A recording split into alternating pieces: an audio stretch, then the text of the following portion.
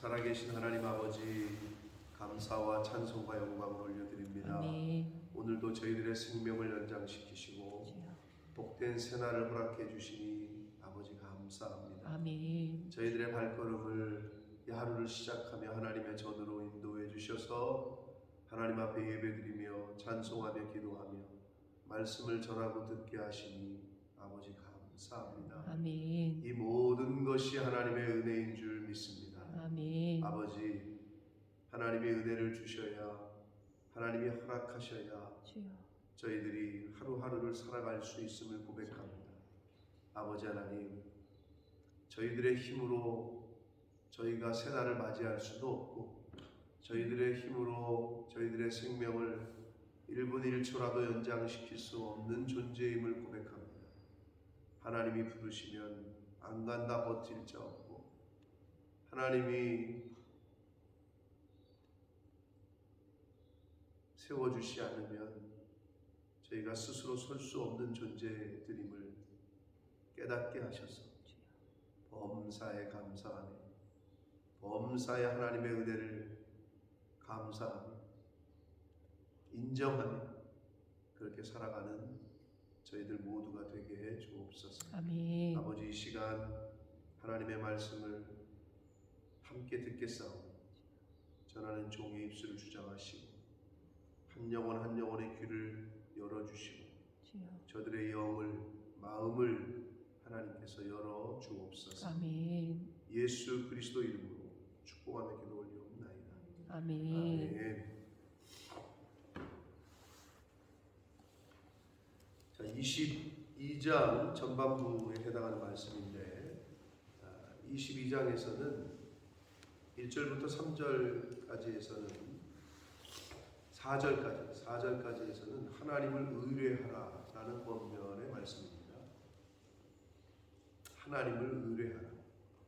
그런 권면의 말씀들로 4절까지 교훈을 하고 있고 5절부터 12절까지에서는 의인의 길, 악인의 길, 의인의 길을 간 사람의 그 운명, 마지막 악인의 삶을 산 사람의 마지막, 이거를 대조하면서 교훈을 하시는 게 12절까지, 13절부터 16절까지에서는 악인과 어리석은 자들의 행태, 그들의 삶의 모습, 악한 사람들과 어리석은 자들, 그리고 그로 인한 결말, 악인들의 마지막을 봐라, 어리석은 자들의 마지막을 봐라, 너희들이 그걸 좀 교훈 받아라.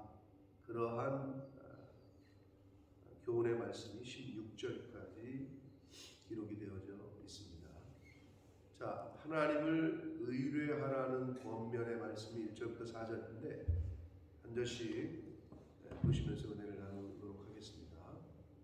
1절을 봅니다. 많은 재물보다 명예를 택할 것이고 은이나 금보다 은총을 택하라. 재물과 은이나 금 같은 거죠. 오늘날에 사람들이 제일 좋아하는 거죠. 재물, 돈. 예수님이 말씀하셨더니 말세에는 두 가지 중에 선택해야 될 거예요. 하나님을 선택할 거냐, 돈을 선택할 거냐. 하나님이냐, 재물이냐. 이 두 가지밖에 없단 말이에요. 여기서도 재물, 은, 금, 한마디로 돈을 선택할 거냐, 명예, 은총, 그랬단 말이에요. 명예, 은총은 그럼 뭘 말하는 거냐? 재물과 명예, 은총을 대꾸를 하고 있는데, 재물은 이 땅에 속한 것을 비유하고 있는 거고, 그리고 은총과 명예는 하늘의 것, 이 땅에 있는 것과 영적인 것, 보이는 것과 보이지 않는 것. 돈은 눈에 보이지만 은혜, 명예 이런 거는 보이지 않는단 말이에요. 그러니까 땅의 것과 하늘의 것, 물질적인 것과 영적인 것.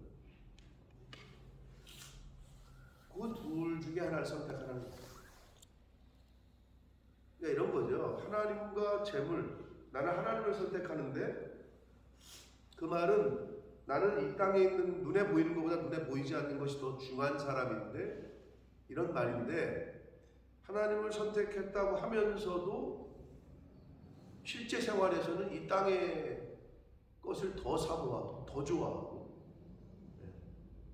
이 땅의 것을 버리지 못하고, 그건 이제 앞뒤가 안 맞는 거죠. 모순이지, 모순.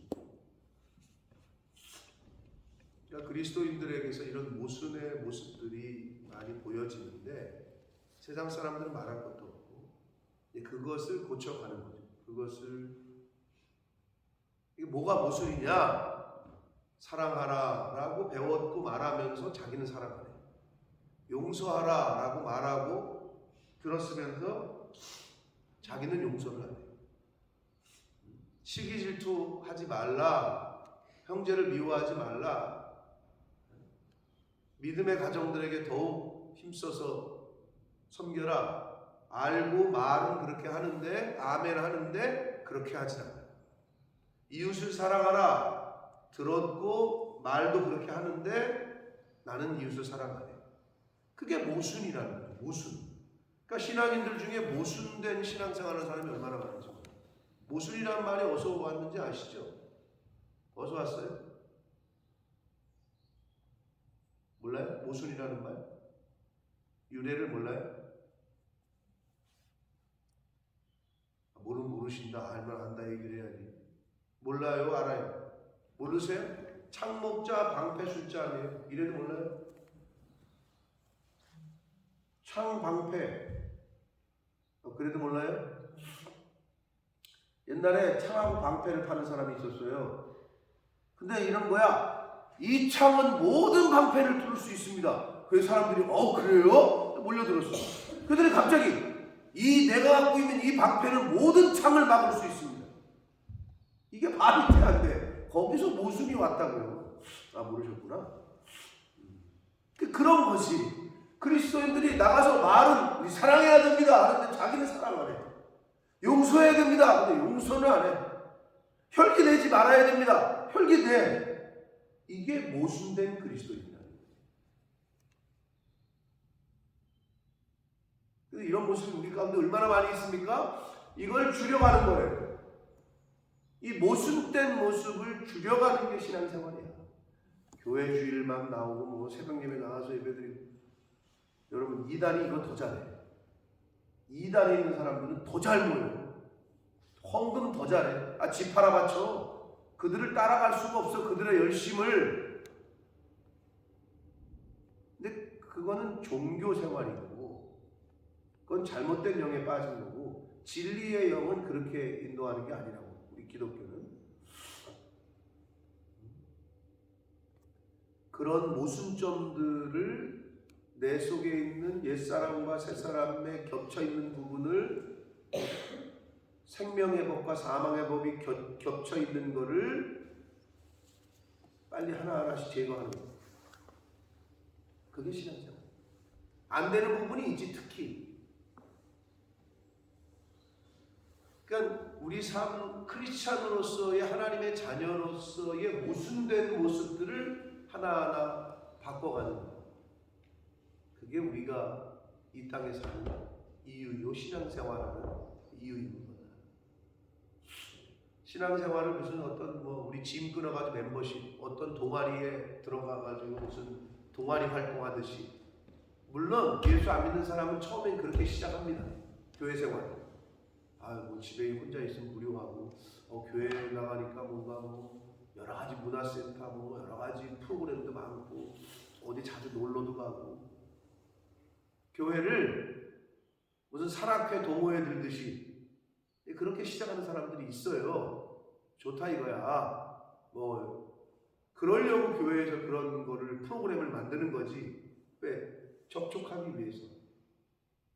안 믿는 사람들을 교회 안으로, 이 말씀 안으로 좀 접촉을 시키기 위해서 그렇게 시작을 하죠.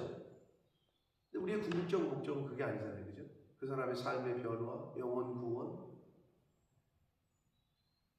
그렇기 때문에 저와 여러분 이 정도 새벽 이 시간을 지키는 새벽 제단을 쌓는 분들이 그러한 신앙의 본을 보여줘야 되고 이끌어줘야 그 뒤에 오는 사람들이 신앙생활은 이렇게 하는 거구나. 저게 신앙생활이구나. 저게 그리스도인이구나. 라고 본받을 수 있는. 제일 가까이에는 가장 가까이 있는 사람. 남편과 아내가, 자식이, 형제지간이 저게 예수 믿는 사람의 모습이구나. 반대가 되면 큰일 납니다. 반대가 되면 야 너처럼 교회 다닐 거면 난 교회 안 나가. 너처럼 예수 믿을 거면 난 그 예수는 안 믿는다. 이런 소리 들으면 진짜 큰일 나는 거예요. 그러니까 어떻게 해요? 그러니까 죽어주는 거지. 죽는 거지. 말이 없어. 입이 없어서 말 못하는 게 아니고 누구는 승질이 없어서 승질을 못 내는 게 아니고 그냥 참고 인내하고 져주고 그럴 수밖에 없는 거예요. 근데 예수님이 그러셨습니다. 예수님이 능력이 없어서 칼에 찔림을 당하고 창에 찔림을 당하고 능력이 없어서 조롱하고 놀리는데 가만히 있었나? 아니잖아요. 하나님께 요청해서 천군 천사를 보내서 싹 쓸어버릴 능력이 없어서 그러신 게 아니잖아요. 그죠? 그게 예수님의 가신 길이었잖아요. 억울해도 그래도 참는 거죠.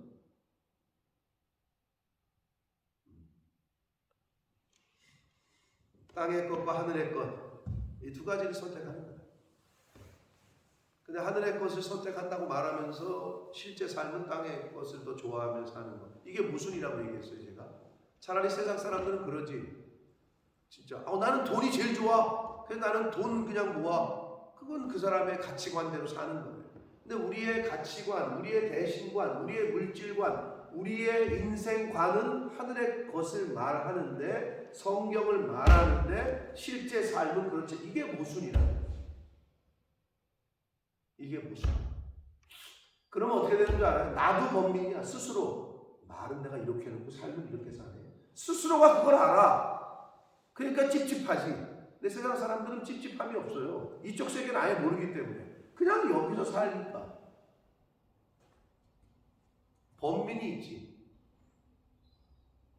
양심의 가책이라는 게 있으니까.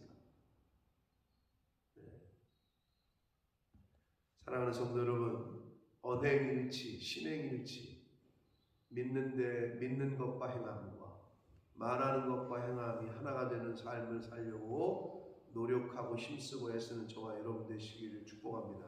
아멘. 그게 우리의 삶의, 우리의 신앙생활에 말하는 것과 행함과 믿는 것과 행함과 일치가 돼야 돼요. 그렇게만 산다면 얼마나 좋겠습니까? 언행일치, 신행일치. 가난한 자와 부한 자가 함께 살거니와.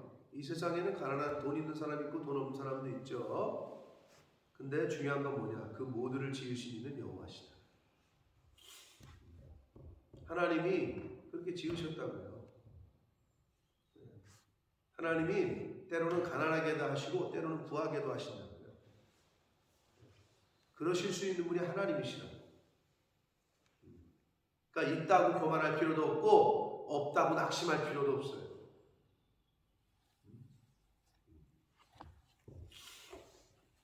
3절 봅니다. 슬기로운 자는 재앙을 보면 숨어 피하여도 어리석은 자는 나가다가 해를 받는다. 그렇죠. 아니 저게 재앙이고 뜨거우면 만지지 말아야지, 그죠? 근데 어리석은 자는 신경을 안 써. 그게 그러니까 어리석은 것이. 뻔히 가시밭길인데 가시밭길을 선택해. 어리석으니까. 돌아가야지. 또는 치우든지. 그럼 왜 그렇습니까? 분별을 못하는 거죠. 슬기로운 자, 지혜로운 자는 분별을 해. 근데 어리석은 자는 분간을 잘 못해. 분별을 못해. 구별을 못하고 성별을 못해. 그래서 은사 중에도 영분별의 은사가 있는 거 아니에요? 분별을 하는 거죠. 이게 하나님으로부터 온 건지 성령으로부터 온 건지 아니면 마귀 사탄으로부터 온 건지, 이게 육의 생각인지 이게 영의 생각인지, 이게 하늘로부터 온 건지 땅에 있는 건지, 이런 거를 구별하지 못합니다.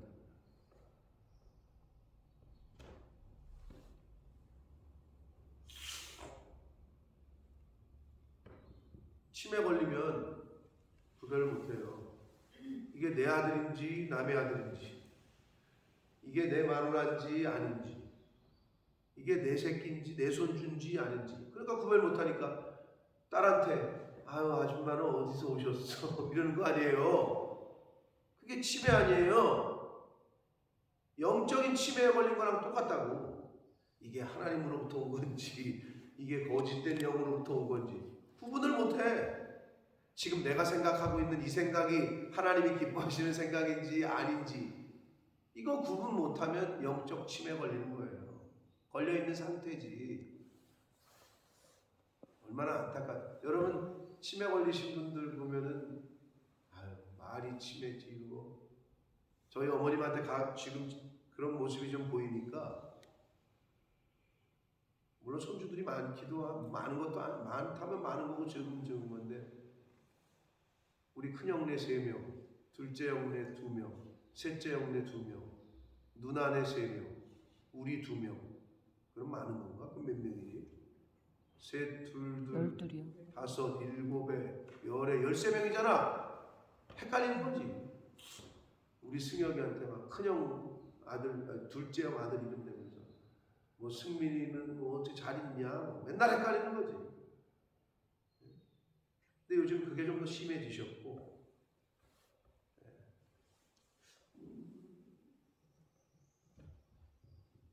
그게 뭐 단순한 그냥 노인들의 기억력 감퇴면은 다행인데, 근데 진짜 뭐 제가 갔는데 어디서 오셨어? 이러면 이제 진짜 이제 좀 힘든 상황이 되는 거죠. 여러분 가정에 치매가 있는 분들이 있으면 정말 힘들어요. 뭐 이렇게 그런 경험이 있으신 분들이 있는지 모르겠지만, 그러니까 결국은 포기하고 요양원에 갔다가 오시는 거예요.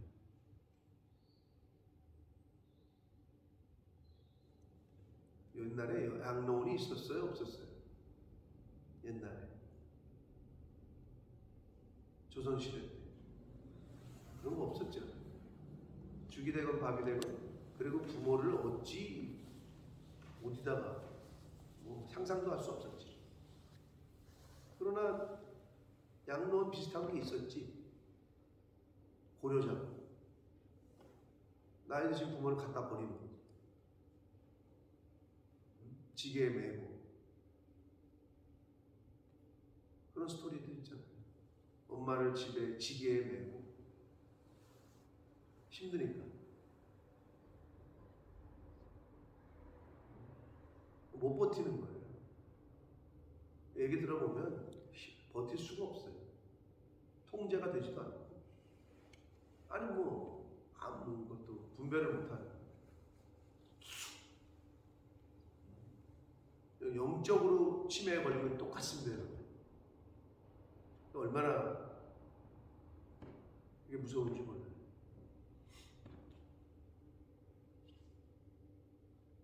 자, 4절 봅니다. 겸손과 여호와를 경외함의 보상은 재물과 영광과 생명. 이건 아주 많이 암송도 하고 많이 들었던 말씀이신데, 겸손과 여호와의 경외함의 보상은 1번 재물, 2번 영광, 3번 생명. 세상 사람들이 제일 좋아하는 거죠. 인간이 제일 좋아하는 거예요. 3가지 다. 재물, 장수, 오래 사는 거, 거기다가 영광까지. 야, 이건 뭐 삼중의 복이죠. 인간이 제일 좋아하는 것들이 다 돼 있어. 근데 그거를 받는 보상은 길은 뭐냐? 겸손과 여호와의 경외함. 근데 여러분 겸손과 여호와의 경외함의 이 조건이 두 가지가 아니라 사실 한 가지입니다. 무슨 말이냐? 겸손하지 않은 사람은 하나님을 경외하지 않습니다. 교만한 사람은 절대 하나님을 경외할 수 없습니다. 교만한 사람은 하나님 앞에 와서 머리 숙이지 않습니다. 여러분 교만한 사람은 머리 안 숙여요. 고개를 들지. 그래서 뭐라 그래요? 오늘날 현대 표현으로 너 목에 기부쇠했냐? 그러는 거예요. 이걸 안 숙이니까. 그래서 성경은 목에 기부쇠했냐라는 말을 옛날 언어로는 그렇게 안 했죠. 성경은 뭐라고 표현했죠? 목이 고든 자. 김혜수 권사님? 목이 고든 자, 목이 뻣뻣한 자, 목이 곧다는 거야. 숙이질 않는다는 것이. 그게 오늘날로 표현하면 목에 기부쇠했냐? 이 말이라는 거지. 여러분 교만한 사람은 절대 하나님을 섬기지도 않고 믿지도 않고 두려워하지 않습니다. 그래서 겸손한 사람이 하나님을 경외합니다. 같은 말입니다. 이거는 다른 말이 아니라 여호와를 경외하는 사람은 겸손합니다. 하나님을 두려워하는 사람은 겸손할 수밖에 없죠. 왕이 하나님이 무서운데 그러니까 온매 놔주고 하는 거지. 온매 기주고. 옛날 그 코미디언처럼 회장님 뭐 딸랑딸랑 하는 거 있었잖아요. 김영곤 씨가 하던 코미디 프로그램. 온매 기주고 뭐 이런 유행어도 남겼던. 똑같아요. 왕의 진노를 알기 때문에 무서워요. 겸손할 수밖에 없지. 자, 그래서 겸손함과 여호와를 경외함은 같은 거예요. 하나님을 경외하는 사람은 겸손할 수밖에 없어요. 여러분, 아버지가 집에 계신데 아버지가 무서운데 어디 집에서 자식들이 싸우고 큰 소리를 쳐. 아버지가 무서운데. 옛날에는 기침 소리도 크게 안 냈잖아요. 부모가 무서우면 자식은 그렇게 못한다고. 근데 이제 이걸 부모 알기를 뭐 할 짓이냐. 시대가 참 어떻게 되는 건지 모르겠는데 친구 같은 부모 뭐 이런 표현을 쓰는데 그게 좋은 건지 전 잘 모르겠어요. 때로는 부모는 엄해야 되고 무서워야 돼요. 부모의 말 한마디면 바로. 근데 요즘 부모가 한마디 하면 10마디 하는데 자식 새끼들. 그러니까 부모의 권위가 사라졌어. 교회 와서 어디 큰 소리를 내. 옛날 같으면 큰일 날 소리지. 아니 하나님이 계신 아버지 집에 계신 곳에서 어디 큰 소리를 내. 근데 멱살 잡고 싸워. 목소리를 크게 내. 하나님은 무서워하지 않아. 하나님을 경외하는 사람은 그렇게 할 수가 없어. 그래서 겸손과 여호와를 경외한다는 건 같은 의미다. 재물과 영광, 생명 다 좋아하는 거죠. 우리가 싫어하는 사람이 없어요. 그걸 얻으려면 하나님을 경외하라, 겸손하라라고 성경은 말씀합니다. 패역한 자, 패역이라는 건 늘 말씀드립니다만은 구부러졌다 이런 뜻인데 거짓된 걸 말해요. 거짓말하는 거, 거짓된 삶. 패역한 자의 길에는 가시와 올무가 있거니와 영혼을 지키는 자 이를 멀리한다. 영혼을 지키는 자는 그럼 패역하지 않다는 거예요. 영혼을 지키는 자는 거짓된 길을 가지 않는 사람이고 영혼을 지키는 사람은 거짓말하지 않는다는 거예요. 정직한 영, 성령에 이끌리는 자, 하나님의 말씀으로 자기를 지키는 자. 그러니까 거짓 패역한 자의 길을 가는 사람과 영혼을 지키는 자가 대꾸를 이루는 거죠. 그럼 내 영혼을 어떻게 지키느냐? 거짓말하면 안 돼. 왜? 거짓의 아비가 마귀라고 성경은 말씀합니다. 성령은 정직한 영이고 깨끗한 영이고 의로운 영이고 그 영혼을 지키려면 거짓은 버려야 돼. 그래야 내 영혼이 지켜져. 이렇게 해석을 하시면 돼요. 그래야 가시와 올무가 있는 인생을 살지 않습니다. 그게 영혼을 지키는 자다. 6절 마땅히 행할 길을 아이에게 가르치라. 그리하면 늙어도 그것을 떠나지 아니할 것이다. 네. 마땅히 행할 길, 이게 무슨 길일까요? 성경이 말씀해 주시는 길이겠죠. 십자가의 길이겠죠. 여로보암의 길이 아니라 발람의 길이 아니라 예수님이 가신 길이겠죠.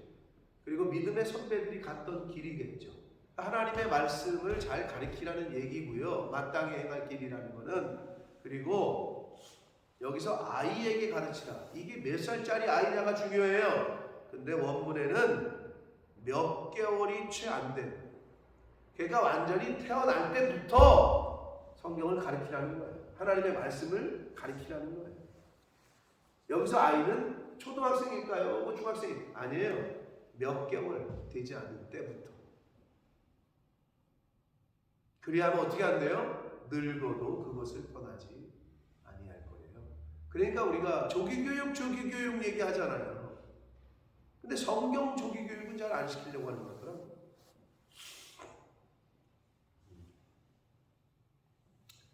뭐 우리 때는, 여러분 시대에는 뭐 그러지 않았겠을 거고, 영국은 더군다나 그런 게 없는데 뉴몰든에 새로운 문화가 생겼죠.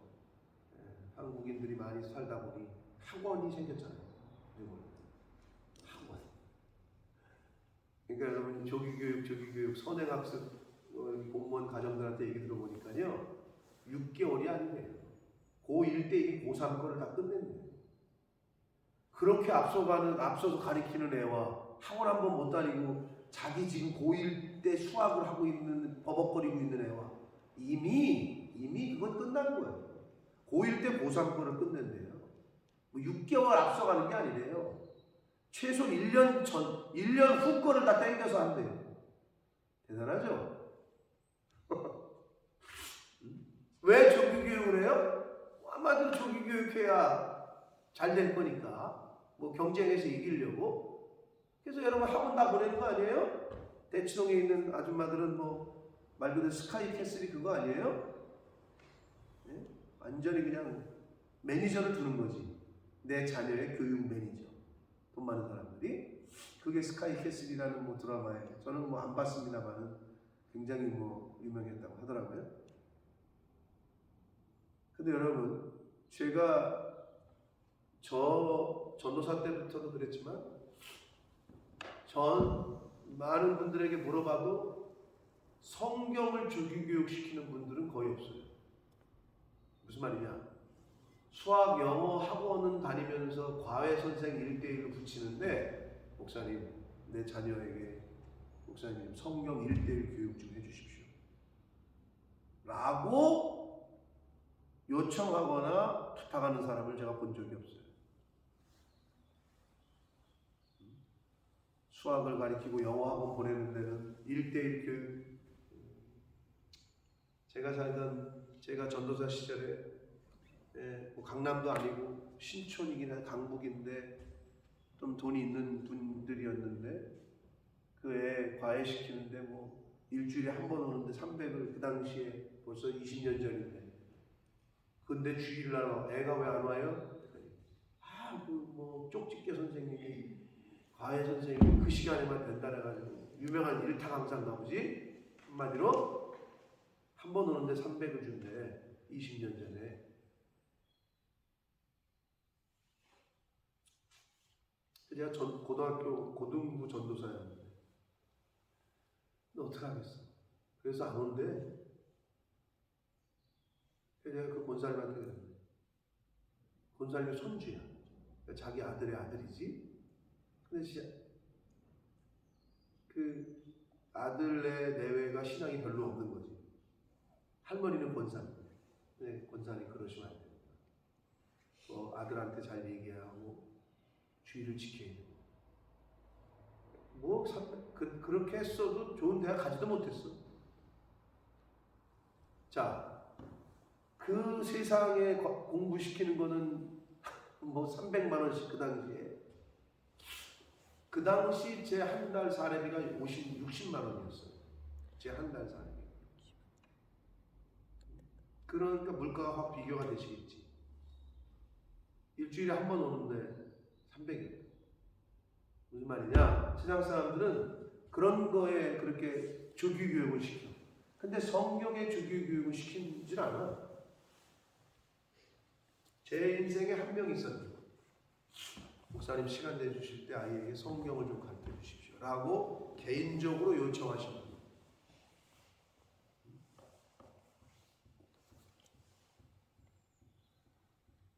물론 이제 뭐 그런 교회에서 가르치시니까 뭐 이렇게 생각할지 모르겠는데, 그렇게 따지면 뭐 애들 학교 다니는데 학원을 왜 보내? 그거랑 똑같은 거.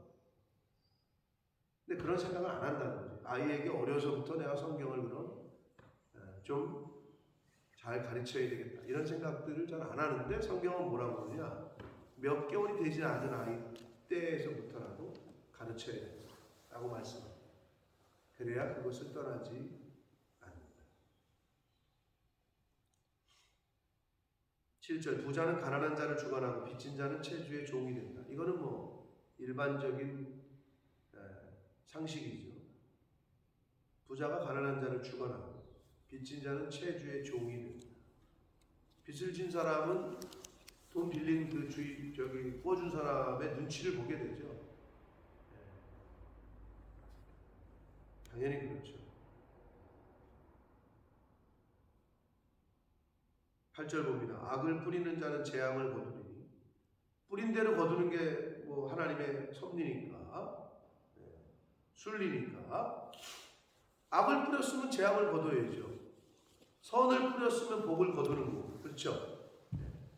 근데 악을 뿌리는 자는 재앙을 거두는데 그 분노의 기세가 쇠할 것이다. 악을 뿌리는 자가 아무리 기세가 뭐 등등해도 결국은 망하고 쇠한다는 거예요. 결국에 가서는. 악한 사람이 권력을 잡잖아요. 그러면 그 기세가 등등하죠. 옛날 뭐 오공화국 시대 때 진짜 말 한마디면 그 권력이 권세가 기세가 등등했는데, 그러나 기세가 쇠합니다. 옛날에 그 누구야 날아다니는 새도 떠리켰다고 장세동이라는 그런 얘기가 있었는데, 오공화국 시절에. 그러나 뭐 지금 그 사람들 다 어떻게 됐어요? 세상 권력은 그냥 안개야, 안개. 없어 있다가 사라지는 거라. 아무리 악인의 기세가 분노가 등등해도 쇠하게 됩니다. 9절, 선한 눈을 가진 자는 복을 받으리니. 선한 눈을 가졌으니까 복 받겠죠, 당연히. 그렇죠? 근데 왜 그러냐? 이유를 어떻게 성경은 말하느냐? 이는 양식을 가난한 자에게 주리라. 그러면 아니 양식을 가난한 자에게 주는 게 선한 눈을 가진 자야? 라고 생각할 수 있죠. 여러분, 보는 눈이 있어야 나눠줘. 눈이 보배다라는 말 하죠. 눈이 보배다. 선한 눈을 가진 자가 왜 복이 있느냐? 그게 보여, 내 눈에. 눈에 보여야 행동으로 옮겨지잖아요. 눈에 보이지 않는다는 것은 생각을 못 한다는 거예요. 근데 옛날에는 똑같았는데 안 보이던 게 지금은 보이는 사람들이 있어요. 아마 그런 경험을 하셨을 텐데. 옛날에는 그게 전혀 생각이 안 들었는데 생각이 드는 분들이 있어요.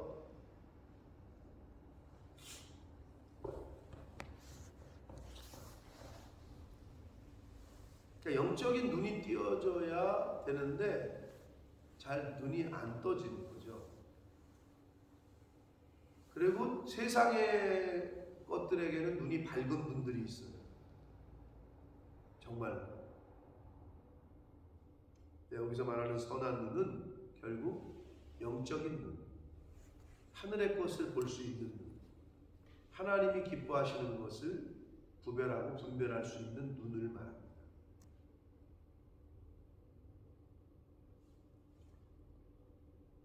양식을 가난한 자에게 나눠줄 수 있기 때문입니다. 돈이 많고 양식이 많아서가 아니고요. 아무리 많아도 나누지 못하는 사람들이 있습니다. 왜? 선한 눈을 가지지 않았기 때문에. 보이지 않고.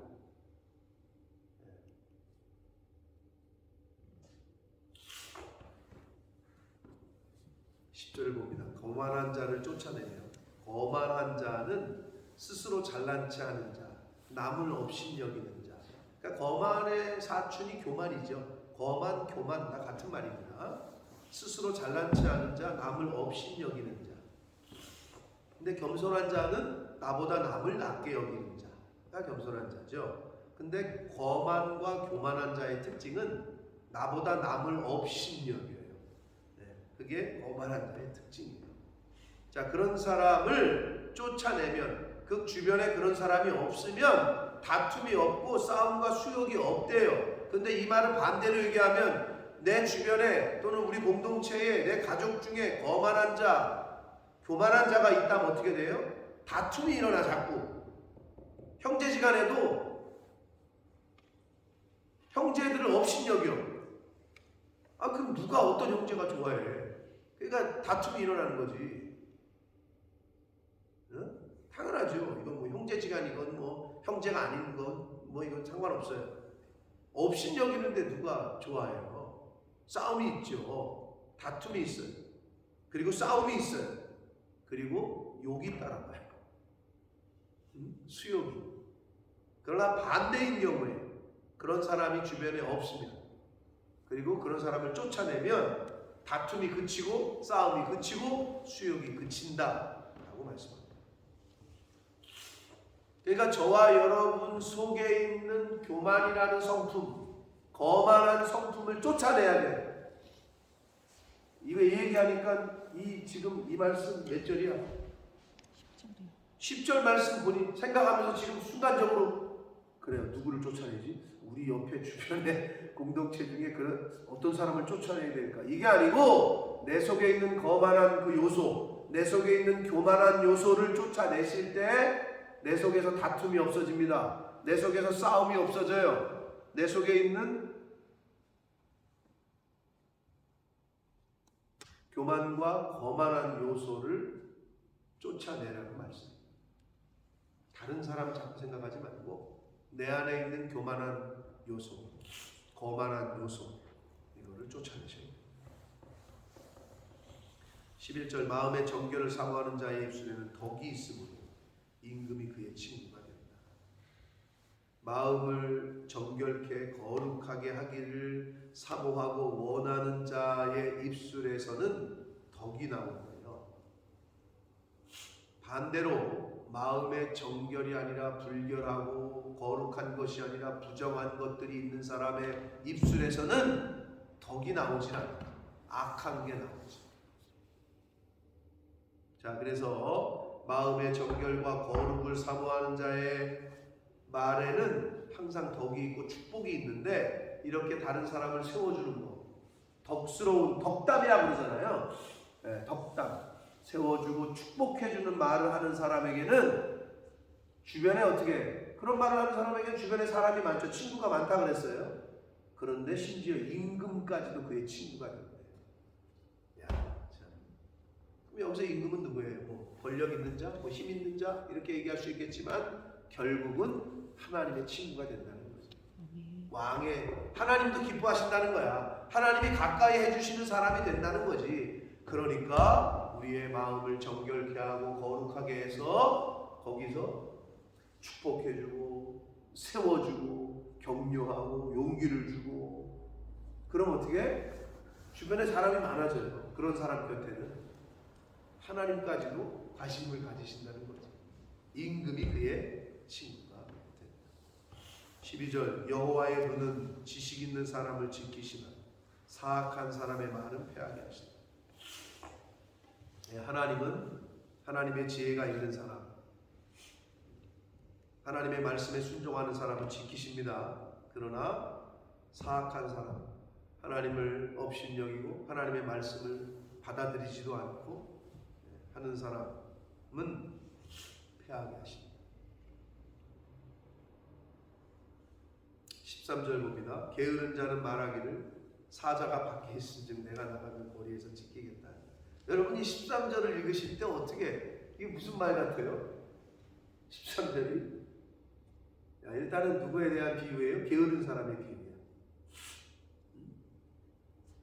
근데 자꾸 나가보라니까 어떻게, 사자가 밖에 있어. 요즘 같은 날은 좀 사업 좀 열심히 좀 해보지. 요즘 같은 날은 시대가 안 좋아서 사업하면 망해. 그래? 그럼 사업 말고 취직이나 해보지. 요즘 같은 때 잘못 취직하면 큰일 나. 이게 지금 그 얘기거든. 밖에 나가보랬더니 요즘 사자가 돌아다니면서 나가면 찢겨 죽어. 이게 뭘 비유하는 거예요? 게으른 사람의 비유잖아요. 이 말씀을 들을 때마다 생각나는 뭐 없어요? 핑계 없는 무덤 없다. 이런 말씀도 생각이 나고, 이건 자기 합리화를 시키는 걸 말하는 거예요. 게으름을 합리화시키는 거지, 자꾸. 이유를 대서. 근데 이거를 그러면 영적으로 봤을 때 어떻게 우리가 해석을 해야 되느냐? 하나님이 저 사람 좀 도와줘. 이런 마음의 감동을 주셔. 우리 지금 유틸리티 빌도 낼 것도 없고 내 새끼 지금 학원비도 못 내고. 그래? 그래.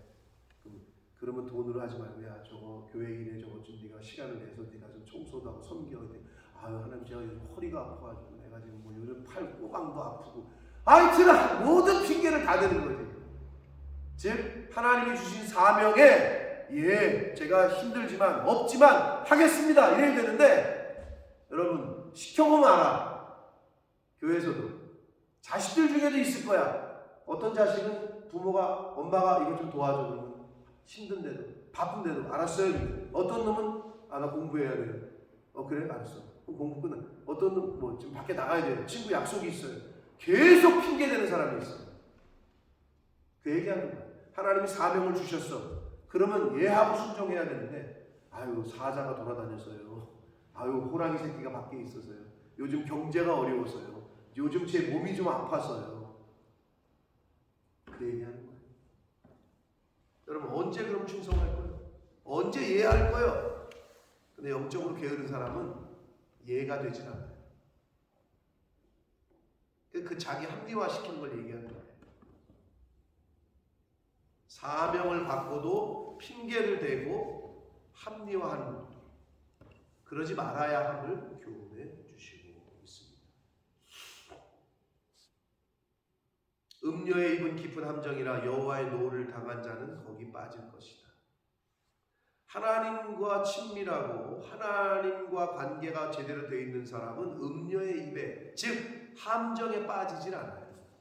그러나 여호와의 노를 당한 자가 누구냐? 하나님과의 관계가 단절된 사람, 하나님과의 친밀함이 없는 사람은 함정에 빠지기가 쉽다는 거야. 한마디로 하나님과 떨어져 있는 사람, 말씀과 단절이 되어 있는 사람, 말씀을 듣기를 싫어하는 사람은 이 세상 살이를 하다 보면 함정에 빠지기 쉽다는 거야.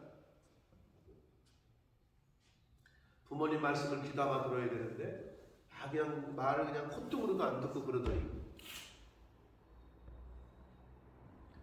주변의 말을 훈계를 잘 들어야 되는데 콧등으로도 안 듣더니, 귓등으로도 안 듣더니, 여러분 요즘 한국에서 참나 진짜 씁쓸한 얘기인데, 보이스피싱의 또 다른 한 아류인데, 로맨스의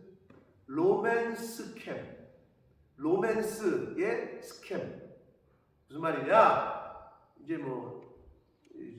페이스북, SNS를 통해서 나 어디 사는 누군데 당신 프로필을 보니까 너무 마음에 든다. 나는 몇 살이고 혼자 살고 내 직업은 뭐고.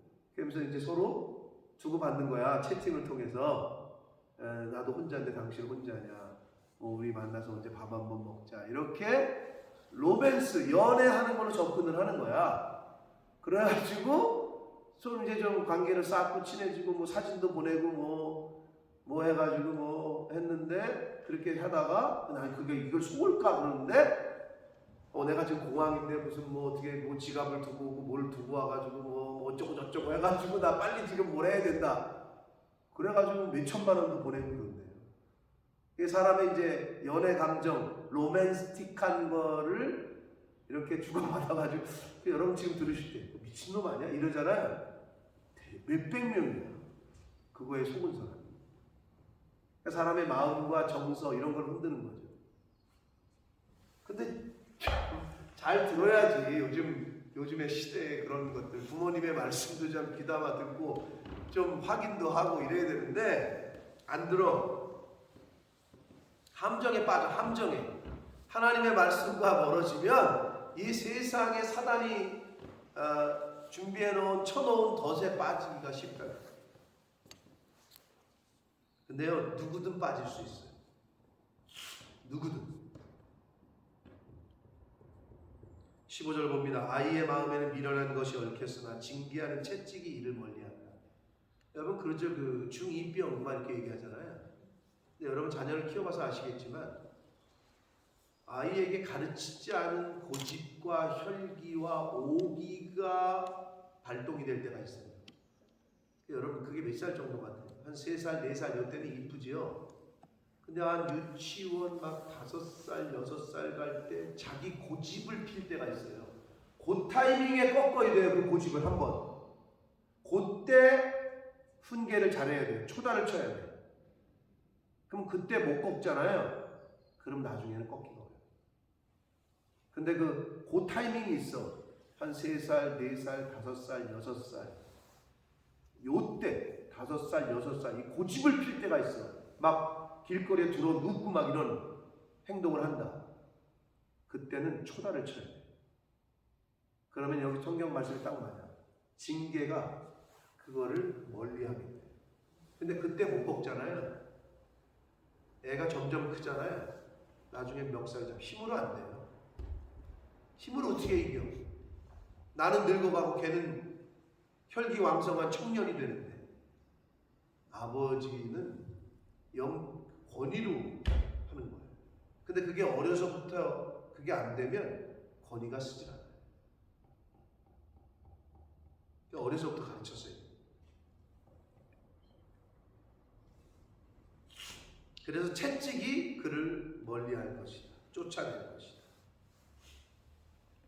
16절 이익을 얻으려고 가난한 자를 학대하는 것 그리고 이익을 얻으려고 부자에게 주는 것 그게 뭐 뇌물이죠. 이익을 위해서 가난한 자를 학대 뭐 이런 거에 가장 좋은 예가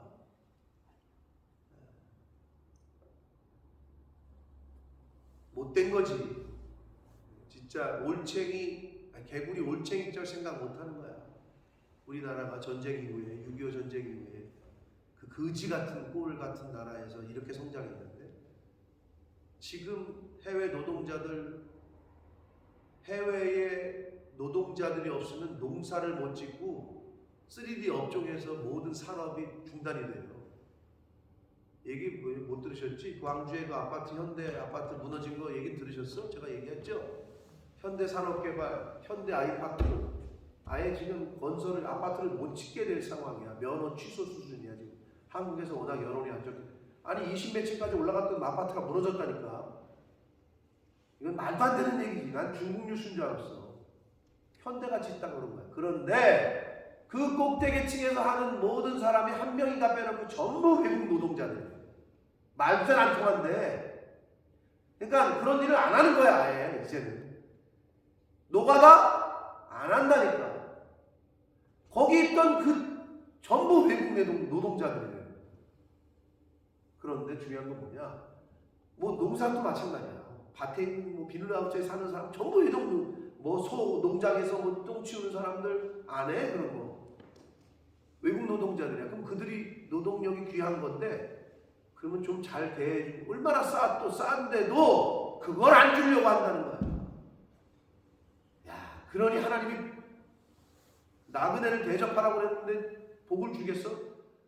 아니 그 힘들게 그 외국에서 와가지고 일하는 사람들을 그거를 그 100만 원을 안 주려고 이런저런 이유로 50만 원 주고 못된 놈들이지 아주.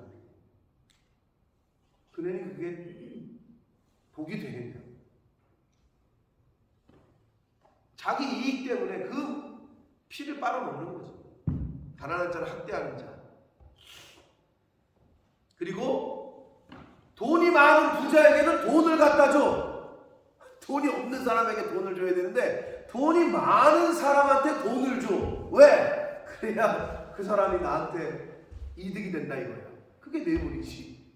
그게 짜오하는 거고. 그게 세상이야. 근데 우리 기독교인들도 만약에 그렇게 산다. 그러면 이제는 하나님의 심판밖에 남은 게 없죠.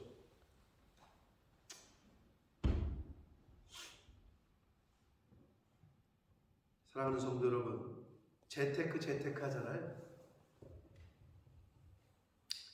가장 좋은 재테크를 제가 알려드릴게요. 약하고 소외되고 가난한 자를 돌보고 그들을 구제하고 그들을 돕는 것이 인생의 가장 최고의 재테크입니다. 아멘. 왜 그래? 하나님이 갚아주신다고 했어요. 아멘. 아니 그 비결을 왜 몰라? 하나님의 나라와 의를 먼저 구하시는 게 재테크입니다. 아멘. 솔로몬 보라고. 하나님 마음에 합한 기도 한 번 올렸다가 그 부와 영광 통째로 얻잖아. 가난한 사람 돌보면 하나님이 갚아주시잖아. 이거만큼 더 좋은 재테크가 어디 있습니까? 여러분 노후가 걱정되세요? 가난한 사람을 도우시라. 여러분 노후가 여러분의 자녀가 걱정이 되세요? 아파트 물려줄 생각하지 말고 하나님 기뻐하시는 일에 힘을 쏟으시라. 하나님이 책임지십니다. 아멘. 여러분이 여러분의 자녀를 책임지려고 들면 하나님이 그러실 거예요. 그래 네가 한번 해봐라. 그게 제일 어리석은 거. 재테크를 하시려면 하나님 말씀대로 하시고 그게 아멘. 가장 훌륭한 재테크. 기도하겠습니다.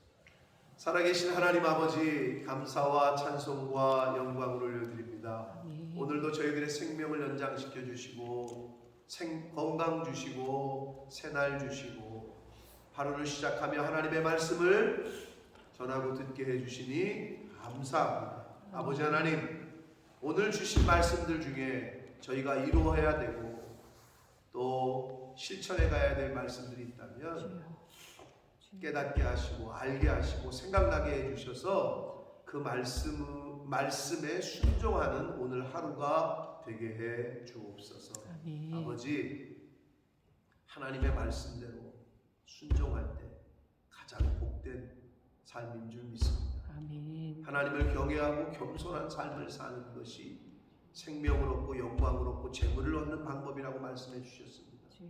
아버지 하나님 말씀을 쫓아 말씀을 따라 순종하는 오늘 하루가 되게 해 주옵소서. 아멘. 예수 그리스도 이름으로 축복하며 기도 올립니다. 아멘. 아멘.